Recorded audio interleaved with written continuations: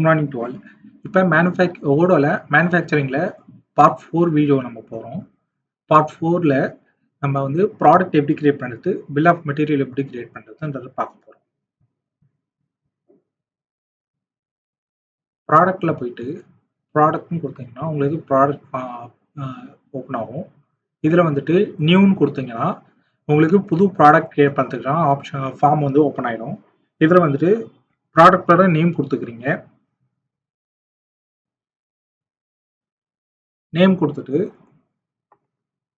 இன்வென்ட்ரியில் போயிட்டு மேனுஃபேக்சரிங் என்ற ஒரு செக் பாக்ஸில் டிக் பண்ணிட்டீங்கன்னா அது மேனுஃபேக்சரிங் ப்ராடக்டாக மாறிடும். இப்போ சேவ் கொடுத்தீங்கன்னா உங்களுக்கு சேவ் ஆகிடும். சேவ் ஆனதுக்கப்புறம் நீங்கள் என்ன பண்ணணும், பில் ஆஃப் மெட்டீரியலில் போயிட்டு இப்போ ப்ராடக்ட் சேவ் ஆகிடுச்சு. அந்த ப்ராடக்டை எப்படி தயாரிக்கணும், அதுக்கு என்னென்ன பில் ஆஃப் காம்போனன்ட்ஸ் தேவைப்படும், என்னென்ன ஆப்ரேஷன்ஸ் எந்தெந்த ஒர்க் சென்டரில் நடக்கணுன்றதை இங்கே சூஸ் பண்ணிட்டோம். முன்னாடியே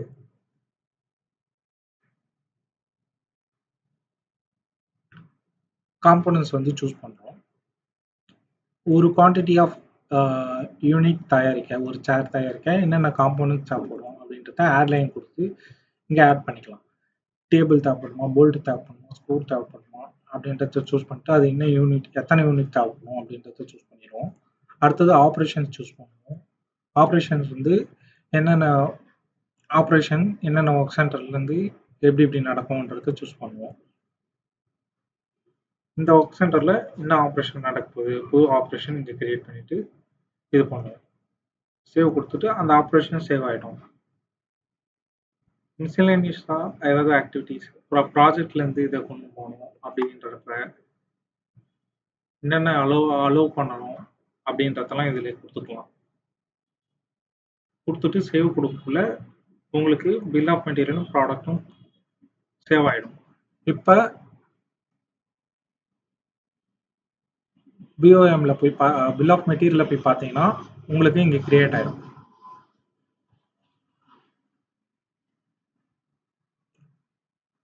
இது பார்த்தீங்கன்னா இது டேபிள் தயாரிக்கிறதுக்கான bill of material. Table top, table leg, bolt, screw இதெல்லாம் 1 யூனிட், இது 4 யூனிட், இது 4 யூனிட், இது 10 யூனிட் தேவைப்படும் சொல்லிட்டு இந்த பில் ஆஃப் மெட்டீரியல் இருக்குது. ஆப்ரேஷன்ஸில் போய் பார்த்தீங்கன்னா அசம்பிளி லைன் 1ல் 120 மினிட்ஸ் எடுத்துருக்கும். 7 இன்ஸ்ட்ரக்ஷன் இது கொடுத்துருக்காங்க. ஃபஸ்ட்டு வந்து general serial number, picture of the scene, அப்புறம் table head, choose the screw, table leg, இந்த மாதிரி ஆப்ரேஷன்ஸை வந்து இன்ஸ்ட்ரக்ஷன்ஸாக கொடுத்துருப்பாங்க. இதுதான் பில் ஆஃப் மெட்டீரியல் யூஸ். இந்த பில் ஆஃப் மெட்டீரியலை வச்சு எந்த மேனுஃபேக்சரிங்க்கு போகணும், அடுத்தது என்ன ஒர்க் சென்டருக்கு போகணும், அந்த ஒர்க் சென்டரில் என்ன ஆப்ரேஷன் அடுத்தடுத்து நடக்கணும், ஒரு ஒர்க் சென்டரில் முடிச்சதுக்கப்புறம் அடுத்த ஒர்க் சென்டருக்கு ஆப்ரேஷன் தானாக மூவ் ஆகும். அந்த ஒரு இன்ஸ்ட்ரக்ஷனை வந்துட்டு லெட்டர்ஸாகவும் கொடுத்துருப்பாங்க, இமேஜஸாகவும் கொடுத்துருப்பாங்க. ஒர்க் ஃப்ளோ எப்படி நடக்கும், எப்படி டேபிளை எடுத்து எப்படி ஸ்க்ரூ பண்ணுறது, எந்த பொசிஷனில் வச்சு ஸ்க்ரூ பண்ணணும் அப்படின்ற இன்ஸ்ட்ரக்ஷன்ஸ் எல்லாம் இன்பில்டாக அவங்க எம்ப்ளாய்க்கு புரியுற மாதிரி அதில் கொடுத்துருப்பாங்க. அடுத்தது வந்துட்டு பார்ட் 5 வீடியோவில் மேனுஃபேக்சரிங் ஆர்டர் எப்படி கிரியேட் பண்ணுறது பார்ப்போம். Thank you for watching our channel.